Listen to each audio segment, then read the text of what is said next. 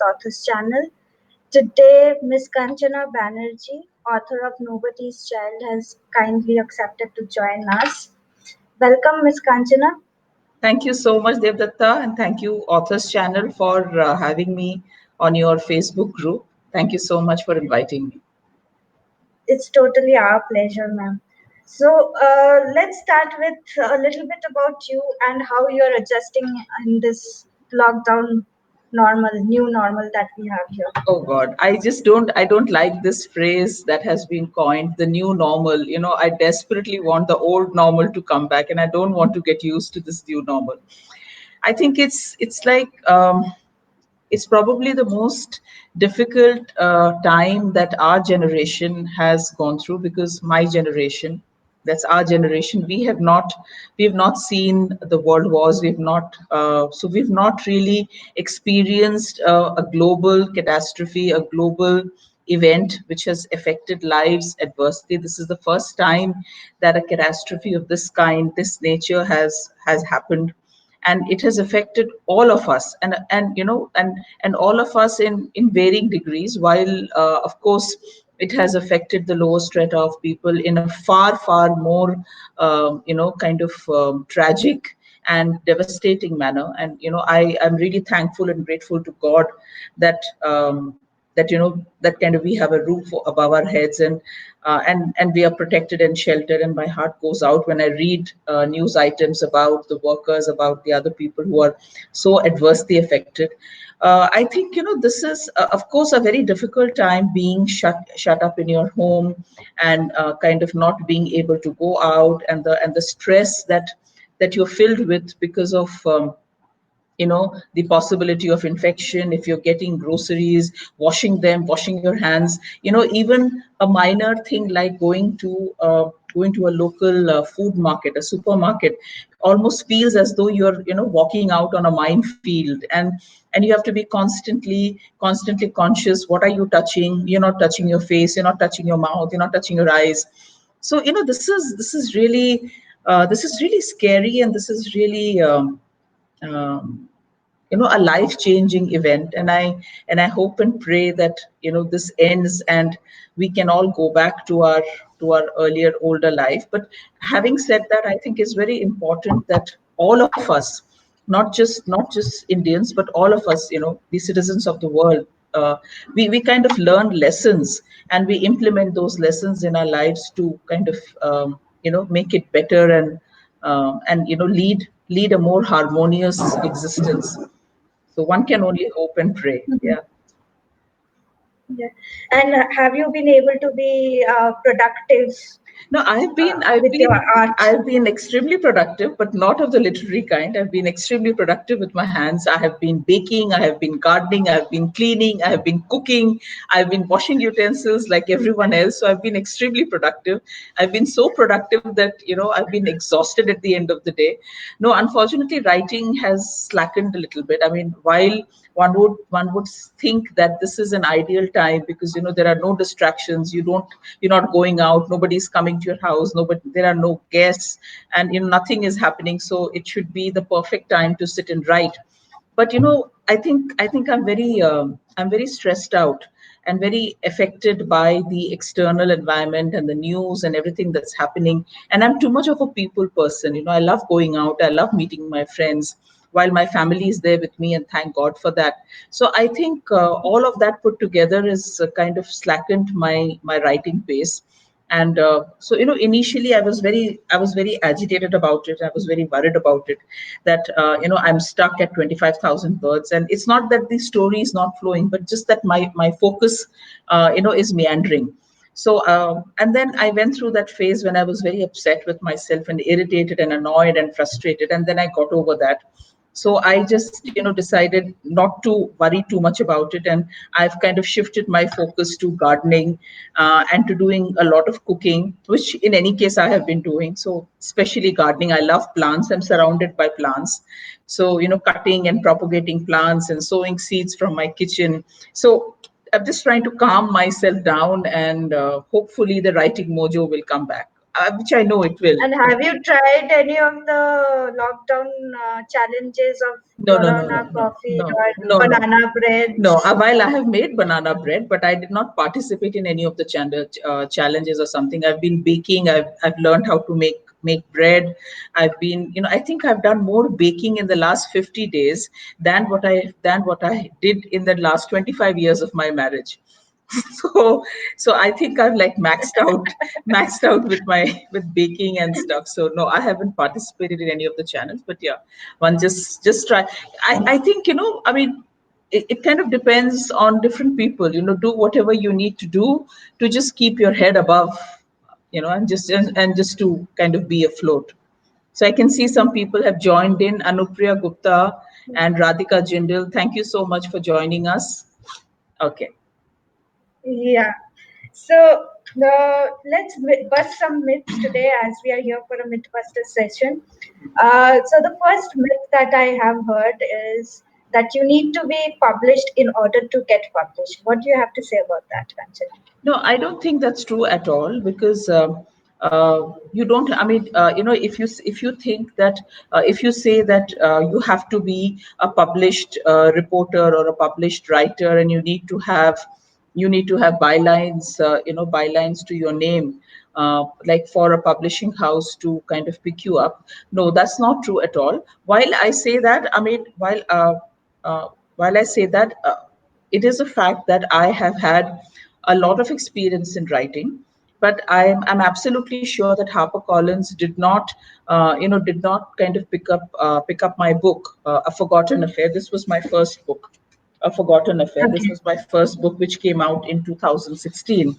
See, the thing is that, if you are a prolific writer on any other medium, whether that's Twitter or any other social media channels, or in any online websites, or with any other online magazine or print magazine, uh, the only thing that really count that helps you is that the discipline of writing and the fluency of writing which comes. And so, I mean, that is probably the only thing that helps. But I'm absolutely sure that publishing houses don't kind of pick up authors on the basis of what they have published. Yes, they do approach various journalists, various reporters, various Twitter celebs, or other social media influencers.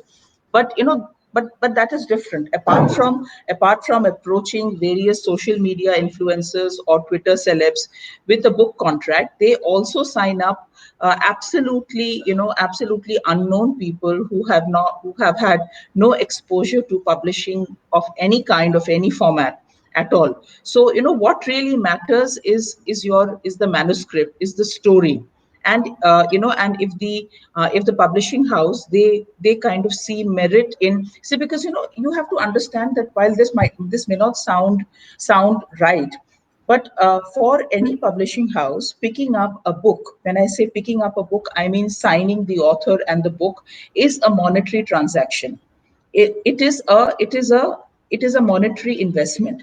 They are going to put in X amount of money in, first, putting an editor on the book to edit it, then putting a cover designer to do the cover. Then they will be, kind of running their printing press to print copies of your books. Then those books will go to their distributors. So they are paying an entire series of people to kind of manufacture, distribute, and sell your book, and it is costing them money. So they are obviously going to think that, is this book sellable? So, of course, we are very emotional and passionate about our books, because we have written it, and we have every right to be passionate about our books. But you have to understand it from the publisher's point of view, that they are putting in money, and they need to see a financial viability in the book that they are signing. That, is this book going to sell? Is this book going to be relevant to the reading market outside? What kind of reading market is going to like this book? And hence this book needs to be targeted. So, as I was mentioning, that this is my first book, A Forgotten Affair, which came out in 2016. It's not really it's not a love story at all. It is a relationship drama. And when I went on a book tour to different cities, HarperCollins, that's my publisher, they took me to various bookshops, and I met a couple of bookshops in Bangalore and in Chennai, etc. Some of them, they told me that, madam, we don't know how to peg this book, because this is not a thriller, but it has a lot of thrilling aspects. It is not a love story, but it has some amount of romance in it. But it is not a love story because there is no clear cut love story romance track between the hero and the heroine, and in the end the hero heroine don't walk away holding hands to the into the sunset. So the thing is, when a reader, like, often, we go to a bookshop, and we sometimes ask the guys who are there handling the books, कि no कि नई कौन सी किताब आई है, कोई कोई thriller है या कोई love story है. So they were saying that when someone comes to our shop and says that एक love story कोई दिखाओ या अच्छी कौन सी thriller है, so we don't know whether how to peg this book. So the thing is, that if a publisher tells you that this book is not clearly identifiable in the reader's market, we as authors sometimes get very upset about this, that you're asking us to write in a particular genre, but you have to look at it from the publisher's point of view. They need to understand Yeah. as to how they are going to sell your book, you know Yeah. so But since A Forgotten Affair was published by HarperCollins, and your second book, Nobody's Child, was also published by HarperCollins, was it easier the second time to yeah, of pitch course your it's easier. manuscript? Of course, Easier of the course it's second time. see the thing is, what happens with these big publishing houses is that when they sign on your book, they in the publishing contract there is a clause which is a first right of refusal, and the publisher always keeps the first right of refusal, so that, when you finish your manuscript, before you take it to any other publisher, you are obliged to offer the manuscript to them. And if they don't like it, they tell you that we don't like it, we don't want it, then you can approach. So it becomes a lot easier the second, third time. Yeah. So like Okay, that's how it so works. So even in case HarperCollins didn't pick up Nobody's Child, it would still be easier for you to approach other big publishers because you have already been published by one of the big fives. That's true. I think it would have been relatively easier. It would have been relatively easier, while I did not go to any other publisher other than HarperCollins because I wanted to stick with them. But yeah, it would be. See, what happens is that the moment your first book your book gets published, there is proof of your writing capability and the proof of your book's viability out there for people to see and for people to judge.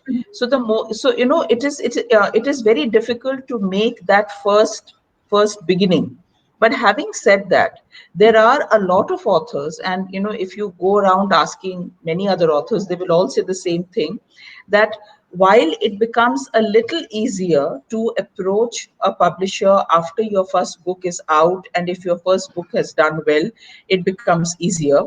But that does not mean that you don't face rejections. You face rejections all along, because, as I said, that the author, the publisher, they will take every book on its face value, and they will see, and they will consider every book as, as a book or as a product which needs to be put out there and sold. Yes, while, I mean, if your first book is a huge mega, a huge kind of a success, that's a different thing. Like suppose if your book has sold some 30 40,000 copies, or even 20,000 copies, then of course. But then that was not the case with Forgotten Affair. Forgotten Affair did not sell anywhere close to those numbers. So, but Okay, then so yeah. Hmm. while we are talking about traditional publishing, there's another myth that says that traditional publishers serve as gatekeepers for the reading audience. Hmm. Do you agree to that? So, basically what you're trying to say is that the traditionally published books are often considered to be better than say a self-published book. Is that what you mean?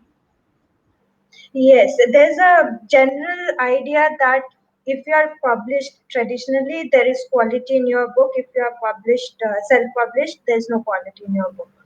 See, while this is a very debatable subject, but look at it from look try and look at it objectively. Say, when your book is published by a traditional publisher, say a HarperCollins, Penguin, Westland, Rupa, etc., Bloomsbury, blah blah.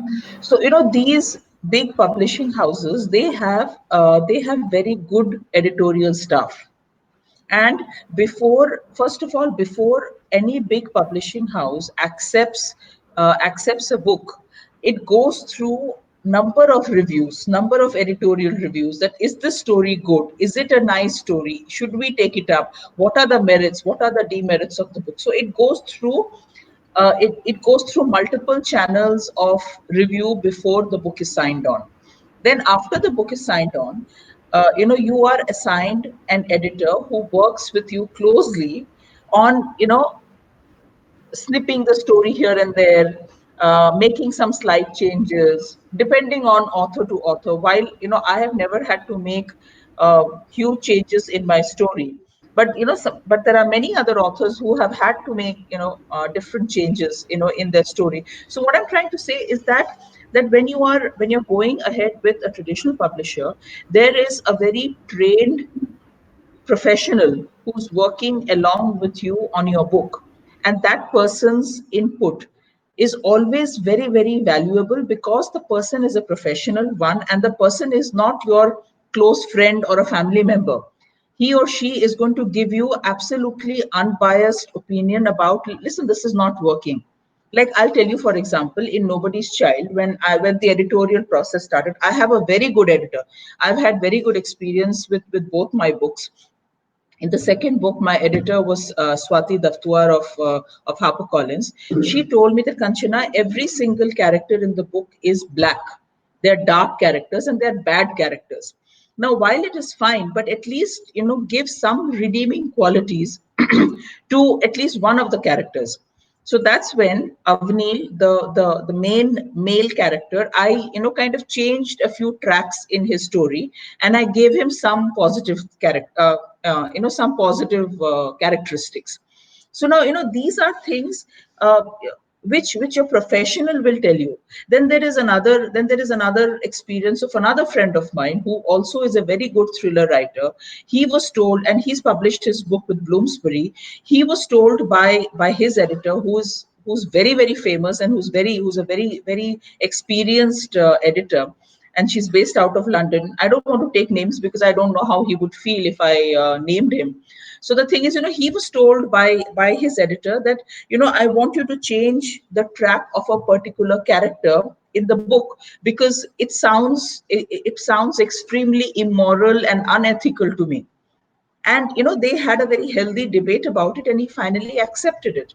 And I think he did the right thing. So the thing is, what I'm trying to say is that when you go through a traditional publishing route, you have a trained, experienced professional working with you, and the end result is always very good.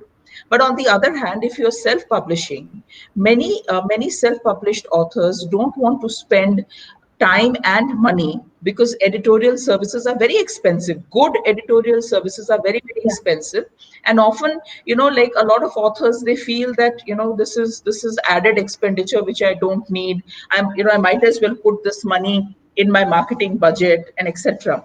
So as a result, what happens is that the end product, which could have been great, is probably just nice or good, or maybe sometimes even less than that.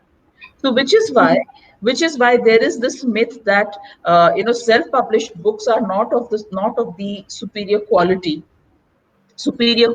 as traditionally published books. Mhm. But there in recent times there have been a few really good books in self-published Of course, and industry if as you well. and if you kind of talk to these people, Yes, you they will have see had that, good editors. yeah, they've had good editors. They have spent money. They have spent money in hiring professional editors who have proofread, who have edited their books, or they are authors who have been writing for a very long time, who have written 30, 40 books or 15, 20 books, and who have kind of honed their craft. So someone And who kind write, of understand the nerve of their particular kind of audience, the yeah, kind of exactly, audience that they're exactly, writing yeah, for. yeah. Hmm. Okay, I just want to say hello to a few of my friends. Hi, Seema Davar, wonderful to see you here. And hi, Apeksha, thank you for being here. Lovely to see you here. Thanks. Hmm. So now tell us about your whole experience. You have two traditionally published book, and tell us about your experience so far. Okay, so Deepika, I have actually had a dream run. I've it's actually been very easy and very very good, and I'm very blessed, and I'm very fortunate for that. So You do the I've gone. touchwood thing. Yeah, I did the touch wood thing. Yeah, so I've been actually Okay. very lucky because there are a lot of people who have struggled and who have written and waited for years before they got published, and I didn't really have to wait so long at all. So I finished the first draft in 2014, sometime September, and I went to Bangalore Literature Festival that year, and there was this competition called the Lit Mart where debut authors were invited to kind of send in a 300-word synopsis, and if they and on the basis of that synopsis, they were 25 of us were selected to come to Bangalore and make a presentation, a 3-minute pitch to a panel of judges who were senior editors from various big publishing houses and some this thing literary agents. So I was chosen among to be those 25. And when I went there, I made the pitch. The senior editor from HarperCollins and Amaryllis, they both liked the manuscript. So obviously, on a basis of a 3-minute pitch, you don't get signed on. But what this did was that they kind of noticed me, and they heard the story, and they asked for the full manuscript. So and I sent them Mhm. both the full. So so this basically kind of was a bypass, and this helped me to make a personal contact with these two senior editors, and then it took about 4 months. This happened in 2014 October, and more than 4 months, a little more than 4 months, and by I think April 2015, both Amaryllis and HarperCollins, they accepted the manuscript, and they kind of made an offer, and I decided to go ahead with HarperCollins. So Radhika Jindal has asked a question, Debatta. You want me to Yeah. answer it now? Yeah, sure. Okay. So thanks, Radhika. So she Hmm. wants a few tips for beginners. Yeah, she's asked that please share few tips for beginners who have given a thought to write a book. So Radhika, first of all, if you want to write, the most important thing is that you must be you must read a lot, and not only in the genre that you choose to write on, whether it's a thriller or a love story or relationship drama or a sci-fi, etc., but read across genres. And having done that, I think, and I would say this from my personal experience, that it would be very beneficial if you joined a few writing clubs. There are a lot of writing clubs. There are a lot of these online writing clubs. And why I say this is because when you're starting to write, writing is a very lonely occupation. You do this on your own, sitting at home, and there is nobody to correct you. There's nobody to tell you that this is where you're going wrong, or you could do this better. But if you're part of a writing group, then you can share your work. You can read other people's work. You can and people can read your work and give you critique, and this can only help.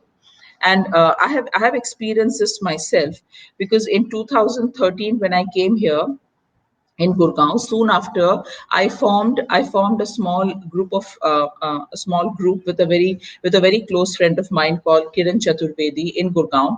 We formed Write and Beyond, and we started hosting various writing workshops for aspiring authors, and we would invite published authors, literary agents, etc. So we did a lot of these writing workshops where we would kind of throw prompts at each other, and we would write and share our pieces with each other. So this kind of this gives you the confidence and the much needed boost to write more, and also to get your writing critiqued by others. So I think it's very important that that a person who uh, wants to write a book, or is thinking of writing a book, that they should join some of these online writing groups. And I think it would be best if you found one in your city, so that you can attend the events when they have these events. And that really helps. And there are a lot of writing courses, online writing courses, which you can do, which kind of give you the broader framework: how to make characters, how to write dialogue, how to think of an idea, etc. Like long ago, I had done an online course with the London School of Journalism on how to write a short story.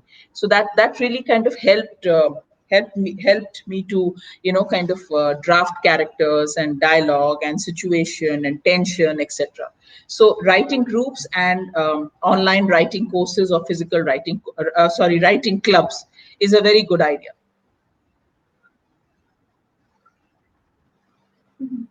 Hmm. So now let's talk a little bit about your latest release, Nobody's Child. Uh, it's a thriller, and thrillers Yeah. are one of my favorite genres. So I would like to know Hmm. anything and everything that's there to know about it, but we don't have that much time. So Hmm. talk to us about writing thrillers, the various elements that are included in it. Okay. So I'll first begin with showing you the cover of the book. Yes, please. This is Nobody's Child, and it's available on Amazon. It's available on Flipkart, and the bookshops haven't opened yet. So when the bookshops open, it's available on bookshops. And fortunately, this book has been doing very well. It's been recommended by Times of India and other newspapers as a must-read thriller, and it has been on the bestsellers list at various bookshops, at the airports, etc., for many months.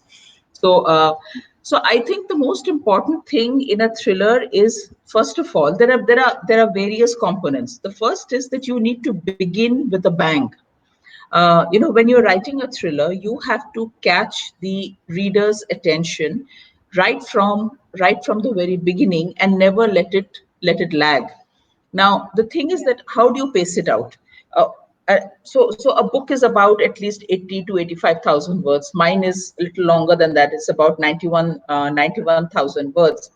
So what you have to do is, you have to first of all have the entire story in your mind, and you need to understand that you will be giving out information about the plot in small doses. But and you have to pace it out in such a manner that that little is there in every chapter or every alternate chapter, so that the reader is not it does not have the time or the opportunity of getting bored. So, because if you tell too much too soon, then the thriller aspect is gone. So you have to really chart it out as to how you are going to reveal information about the plot, about various characters, about how to start and how to end the chapter. And every chapter has to end on a note which compels the reader to flip the page and go to the next one. So I mean, I've been very fortunate. Most of the people who have read Nobody's Child, in fact, if you look up the Amazon reviews and the Goodreads reviews, they've all said that we could not stop reading when we started. We kind of finished the book in 2-3 days. So we just could not Mhm. stop reading the book. So I think that's the most important thing, that you have to place yourself in the reader's position. You have to think yourself as a reader, that how am I going to make this story more interesting, more engaging, more thrilling, and how and suspenseful. So I think these are the things that you have to really, and the way to develop this is to read the international best-selling thrillers, and not just to read them to enjoy the book, but to actually note down in a diary that this is how the author is crafting the plot. This is how the characters are taking shape. This is how much information the author is giving at this point and reveals this there. So it's not tough. It's not tough to do it. It's just that you have to you have to really enjoy the genre and think like a reader. Uh-huh. Talking about that, I actually read up a few of the reviews about the book, Hmm. and I noticed that some of them mention that there is some gory content in the book. Hmm. Some of them were disturbed by it, while some of them actually enjoyed it. Hmm. So, how do you maintain a balance with that? See, the thing is, first of all, the book, yeah, there are some gory events in the book, but that is primarily because the protagonist, because the plot required it. Now, see, the thing is that the protagonist, her name is Asavari. At a point in the story, she's held captive by a drug and a prostitution gang in the interiors of Maharashtra, and this gang and all the members, they kind of use terror to keep to keep all the all the girls who are held captive. They use terror to kind of prevent them from running away. So when you're talking about a situation like this, when you're talking about characters who are drug peddlers, who run a prostitution ring, they will be doing awful things. They will be using very raw language. They will be doing a lot of terrifying actions. And and and that becomes an integral part of the story. So, but then having said that, yeah, there are a few gory incidents in the story, but they're not very gory. And I'm sorry if some people found it disturbing, but most of the readers have loved the book, and they have come back and said that like you've written the book like an international writer, and you kind of really kind of up the bar, and I take it as a compliment. Because yeah, there are hard hitting moments, like this woman, she is kept captive, and then eventually she falls in love with the man who's held her captive. So there's Stockholm syndrome, there is terror, there is anxiety, there is fear, and you have to use and you have to do what the plot requires. And if you have read say, like, for example, Paula Hawkins's Girl on the Train, if you've read Stephen King, they're a lot more gory, lot more disturbing than if you've read Sharp Objects or Dark Places by Gillian Flynn. They're quite disturbing. So if you've been able to read those books, then I don't think you would have a problem with Nobody's Child. Okay, before we move on to my next question, I'll just there is another question from Yeah. Anupriya who asks, so how do you analyze a book from a writer's perspective? Okay. So I don't really understand what she means by this. What do you mean by this? What do you think she means? How do you analyze a book from a writer's perspective? I mean, I, uh, I think I think she means that, like, when you are plotting the book or when you're actually writing it out. For instance, in huh, case of Nobody's Child, huh, you mentioned when we were talking about tips for first-time writers that you need to hmm, end a chapter in a way that it that the reader is hmm, you make the huh. reader Okay. So turn the I've page understood. immediately or something like yeah. So I think it's very very important that you kind of move away from the writer's perspective into the reader's perspective, because you're not writing the book for yourself. See, understand one thing. If you want to write and get published, it means that you want to put your book out there for people to spend money and buy it. You're not writing a diary, which is for yourself. You're not writing a blog which you want to circulate amongst your close friends and family. You're writing a book which a publisher, you're hoping a publisher is going to put his money into it, print it and distribute it. And then you want not just your friends and family, but people who don't know you, complete strangers, to see the book in a bookshop, or to read about the book in a magazine or somewhere, and spend money. even if it is 250 bucks or 150 bucks or 200 bucks, whatever. So you're writing the book so that someone who does not know you, see, because see what happens is my friends and my mother and father and my brother, cousin, brother, sister, etc. will spend 250 bucks or even more than that to go and buy a book because I have written the book. But the main challenge is that a complete stranger who does not know you, will that person want to spend 200 bucks or whatever the amount is to buy a book written by you? So you have to put yourself in the reader's perspective. You have to forget about the writer's perspective. You have to think like a reader. You have to write keeping in mind that someone has to, that you want. I'm not saying that you completely write from the reader's point of view, or keep the reader in mind, but you need to think of yourself as the reader. Because I always tell myself that I am the first reader of my book. If I don't enjoy what I'm reading, nobody else will enjoy. So, when I say that you have to write from a reader's perspective, please don't misunderstand me. I'm not saying that you have to keep the publishing trends in mind, and and write a book which will get picked up. No, I'm not saying that. What I mean by this is that you are writing for someone to buy your book and to read it. Will that person enjoy enjoy reading your book? Would you, if you were a reader, would you pick up your own book? So it has to be, whether you choose to write a sci-fi, whether you choose to write a romance or a thriller or anything. So think like a reader, that if I were a reader, be will I enjoy reading this book? That is very, very important.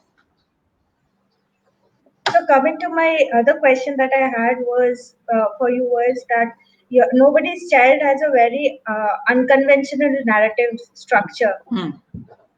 So let's Okay.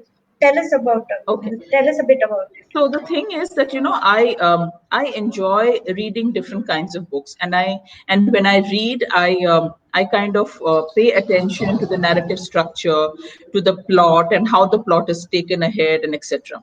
Because Adipata, I personally believe that there are no more original story ideas left, thanks to Mr. Shakespeare, Mr. Bernard Shaw, Jeffrey Archer, and many others. All the original plots have been taken. So if you, like, for example, if you do a cross section study, a cross study of, analyze a couple of these international bestsellers. Say, for example, the Harry Potter. At the basis Mhm. of the Harry Potter story, it is nothing else but David Copperfield and Oliver Twist, a poor orphan boy who's left alone to fend for himself. And there is an evil man, and he has a few friends. And amongst his group of friends, there are some boys who are out to get him, and some who are fond of him. And there is one evil man who's there to kind of make life miserable for him, and how he navigates through it. At the very core of the story, that is what Harry Potter is all about. But look at what amazing setting J.K. Rowling has created in the book, which makes an oft told and read story of a poor orphan boy so interesting. She Mhm. has created an entire world of wizardry and magic and spells and cast and witches and sorcery, and she's made it so interesting. But if you look at it, that is the crux of the story. Then suppose if we talk about let's talk about Gillian Flynn, the Gone Girl. Okay, at the very core of the story, it is about a woman who's a little bonkers in her head because of her, first of all, because of her twin sister, and then she is a controlling psychotic wife. There is absolutely nothing new in the story. But look at her narrative structure. Amy talks and then Nick talks. Both of them are talking about a similar incident or event from two different perspectives, and it makes it so interesting. Then if you look at, say, if you look at the Mockingjay. What was that? Uh, Hunger Games. yeah, yeah.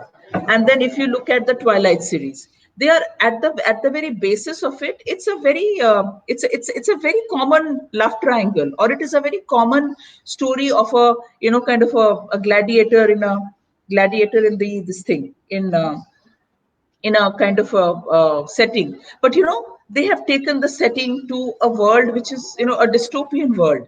In the Twilight, there is a love triangle between a vampire, a human being, and a werewolf. Now, I'm not debating the literary value, or whether it is well. That is separate. I'm not talking about that. I'm just talking about an international bestseller which has sold millions of copies. At the very crux of the Twilight is nothing but a love triangle. So, Yeah. so the thing is that when you're writing your story, how are you writing to make it more engaging? So that is where I like using a narrative structure which is different. So, which is why in Nobody's Child, there are three characters: Avneel, Kamini Pratap Singh, and Monty. These three characters talk about the protagonist, whose name is Asavri. And Asavri does not talk. She does not speak throughout the book. She only speaks at the very end. One long chapter at the end is where she speaks. But throughout the book, these three characters are talking about her and her life in simple tense and past tense, and taking the story ahead and telling the backstory and telling their own story. So so the narrative structure is what I think the narrative structure in Nobody's Child was not only a huge challenge for me as a writer to write it, because I had to parallelly take the backstory and the current story, maintain the tense difference, and also develop the first person voice of three characters and make them very, very individual and characteristic to them. So it was very challenging. But the thing is that that is where the beauty of the story lies. And that is probably one of the reasons why readers have loved Nobody's Child so much, because of the narrative structure. Yes, I totally agree with the whole thing that Hmm. there is hardly anything new left to say. Hmm. New story plots to come up with. Yeah. Everything has been told over the so Huh. many decades and centuries of Huh. storytelling. But it's always about how you tell the story. Exactly. So that was quite an interesting chat we had, and we have gone well over time. That shows how much fun we were having. Yeah. So, just before leaving, obviously, I would like to recommend our viewers today to go and read Nobody's Yeah. Child. The link is there in the video. I will add the link to the Forgotten Affair too later on once we are done. Yeah. So go buy them. Uh, Obviously, paperbacks are not being delivered right now, but ebooks are still I available. think Yeah, I and think if you don't have I a think Kindle, paperbacks have download started. the Kindle app. I think the paperbacks have started. Amazon has started delivering No, paper. still only in green Okay. zones. Yeah. Orange and red Okay. is So not so available you can because buy. I'm looking continuously looking. Okay. So yeah, go buy the Kindle book if you don't if you are in red zone, and if you don't know if you haven't have a Kindle reader, you can still use the Kindle app for free. Yeah. So, but one more recommendation from you Huh. before we say goodbye. One more book recommendation from you. From me, a book recommendation. Yes. Um, Yes. any book recommendation, or you want me to specifically kind of talk about any Indian authors who?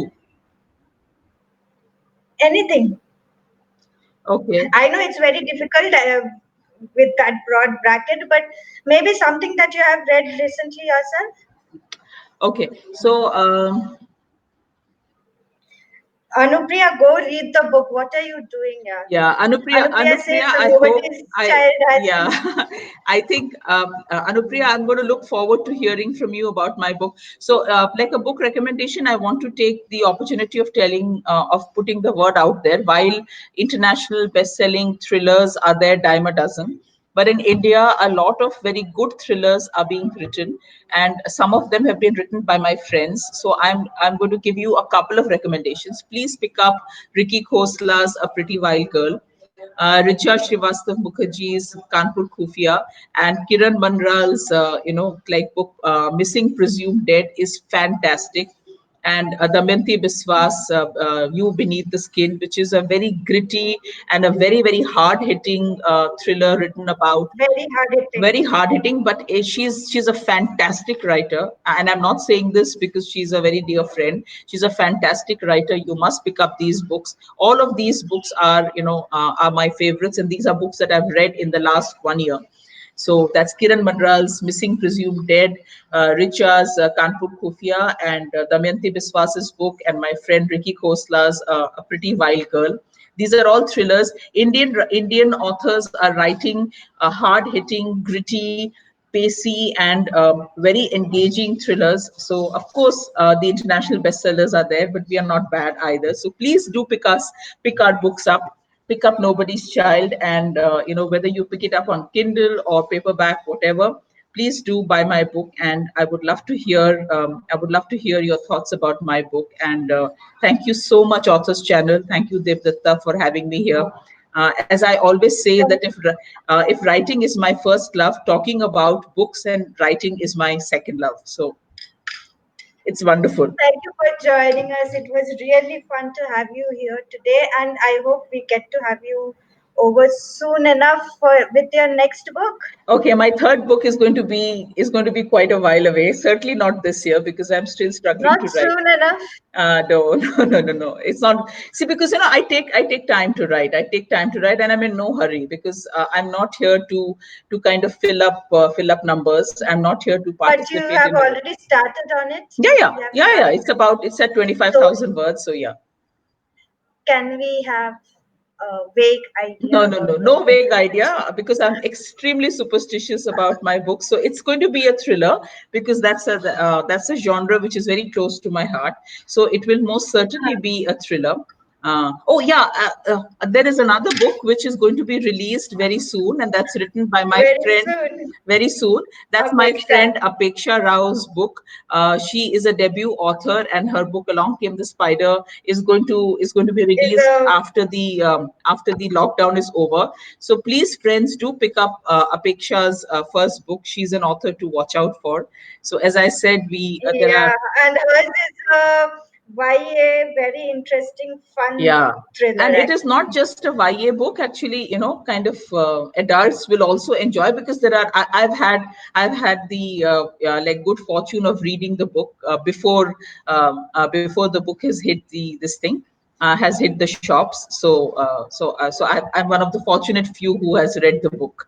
It's very good. She's a very good writer. She's been selected by Anita Nair for her writing workshops. It's so sad that the pandemic has shut everything down. Otherwise, in July she would have gone to Anita Nair, and we all know how Anita Nair is a writer of. Anita is a attic.